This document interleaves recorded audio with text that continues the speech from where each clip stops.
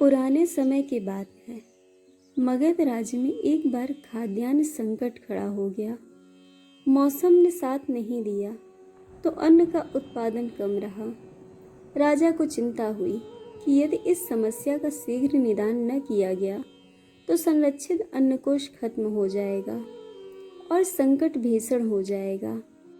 सम्राट श्रेणिक ने अपनी राजसभा में पूछा कि देश के खाद्य समस्या को सुलझाने के लिए सबसे सस्ती वस्तु क्या हो सकती है। मंत्रीगण सोच में पड़ गए। चावल, गेहूं आदि पदार्थ को उगाने के लिए बहुत श्रम करना होता है। वह तभी होते हैं जब प्रकृति का प्रकोप न हो। ऐसे में अन्न तो सस्ता हो ही नहीं सकता। तभी शिकार का शौक रखने वाले एक मंत्री ने सोचा कि यही सही अवसर है। क्यों ना अंधाधुंध शिकार के लिए राजा की आज्ञा ले ली जाए। उसने कहा, सबसे सस्ता खाद्य तो मांस है महाराज। इसके लिए धन का खर्च भी नहीं और पौष्टिक खाना भी मिल जाता है। सभी सामंतों ने भी इस बात का समर्थन किया, लेकिन मगध के प्रधानमंत्री अभय चुप रहे। सम्राट ने पूछा, प्रधानमंत्री आप चुप क्यों हैं? आपने इसका अनुमोदन क्यों नहीं किया? आपका क्या कोई अन्य मत है? प्रधानमंत्री ने कहा, मैं यह नहीं मानता कि यह कथन कि मांस सबसे सस्ता पदार्थ है। फिर भी इस विषय पर अपने विचार आपके समक्ष कल रखूंगा। प्रधानमंत्री अभय उसी रात मांसाहार का प्रस्ताव रखने वाले सामंत के घर पहुंचे। सामंत ने इतनी देर रात प्रधानमंत्री को अपने घर आया देख घबरा गए और किसी अनिष्ट की आशंका से कांप गया। प्रधानमंत्री ने कहा, संध्या को महाराज बीमार हो गए हैं। उनकी हालत बहुत खराब है। राजवैद्य ने कहा है कि किसी बड़े और प्रभावशाली आदमी के हृदय का 2 तोला मांस यदि मिल जाए तो राजा के प्राण बच सकते हैं। आप तो महाराज के विश्वास पात्र सामंत हैं, इसलिए आपसे योग्य कौन होगा। इसके लिए आप जो भी मूल्य लेना चाहें ले सकते हैं। कहें तो मैं आपको 1 लाख स्वर्ण मुद्राएं दे सकता हूँ, अथवा बड़ी जागीर। अपनी इच्छा कहें। मैं कटार से आपके हृदय चीरकर सिर्फ 2 तोला मांस निकालूंगा। सामंत के चेहरे का रंग फीका पड़ गया। वह सोचने लगा कि जब यह जीवन ही नहीं रहेगा तब लाख स्वर्ण मुद्राएं और बड़ी जागीर किस काम आएंगी। झटपट अंदर भागा और अपनी तिजोरी से 1 लाख स्वर्ण मुद्राएं लेकर आया। मुद्राएं देकर उसने प्रधानमंत्री के पैर पकड़ लिए और गिड़गिड़ाते हुए बोला, श्रीमान, मैं आपकी 1 लाख स्वर्ण मुद्राएं में अपनी 1 लाख स्वर्ण मुद्राएं मिलाता हूँ। इस पैसे से आप किसी और सामंत के हृदय का मांस खरीद लें, किंतु मुझे जाने दें और कृपा करके यह बात किसी को पता न चलने दीजिएगा। प्रधानमंत्री अभय तो सब समझ ही चुके थे, पर उसे थोड़ा और मानसिक पीड़ा देना चाहते थे। प्रधानमंत्री ने आगे कहा, सामंत, आप शरीर से बलिष्ठ हैं। आपकी कद काठी महाराज से मिलती जुलती है, इसलिए राजवैद्य ने खास तौर से आपका ही नाम लिया है। आपके दान से हमारे अच्छे राजा का जीवन बच सकता है। आप कहें तो मैं आपके लिए प्रधानमंत्री का पद त्यागने को तैयार हूँ। खुद आपका कर्मचारी बनकर रहूंगा, पर प्रजा से उनके प्रिय राजा को न छीने। सामंत तो फंसता हुआ दिख रहा था। उसने शरीर पर अंग वस्त्र रखा, अपने जूते भी पहन लिए, जैसे कि वह वहां से बस भागने ही वाला है।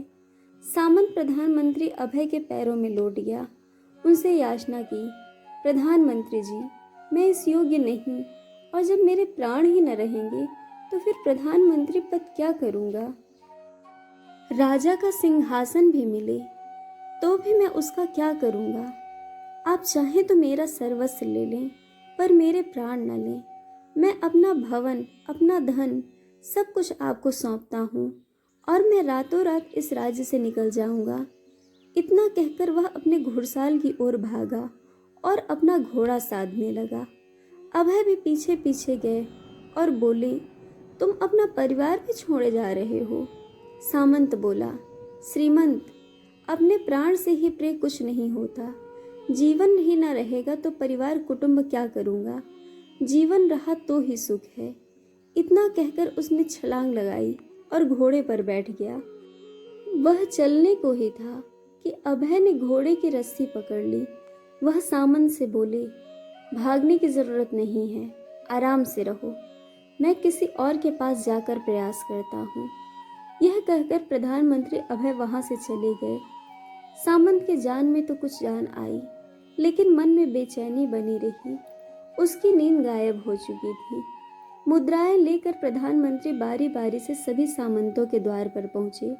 सबसे राजा के लिए हृदय का 2 तोला मांस मांगा, लेकिन कोई भी राजी न हुआ। सबने अपने बचाव के लिए प्रधानमंत्री को 2 लाख और 5 लाख स्वर्ण मुद्राएं दी। इस प्रकार एक रात में प्रधानमंत्री ने 1 करोड़ स्वर्ण मुद्राएं जुटा ली। फिर सुबह होने से पहले अपने महल पहुंच गए। अगले दिन राजसभा के लिए सभी सामंत समय से पहले पहुंच गए।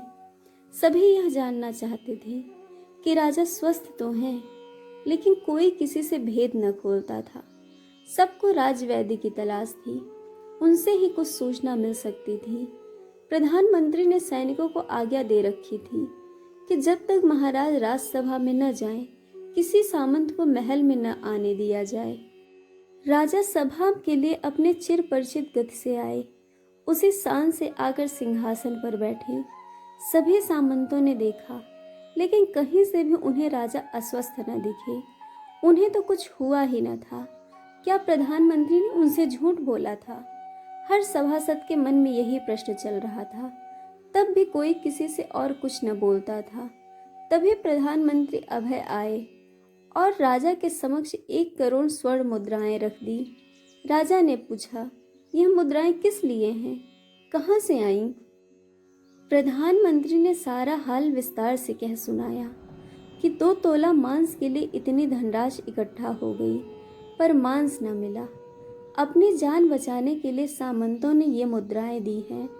अब आप ही विचार करें कि मांस कितना सस्ता है।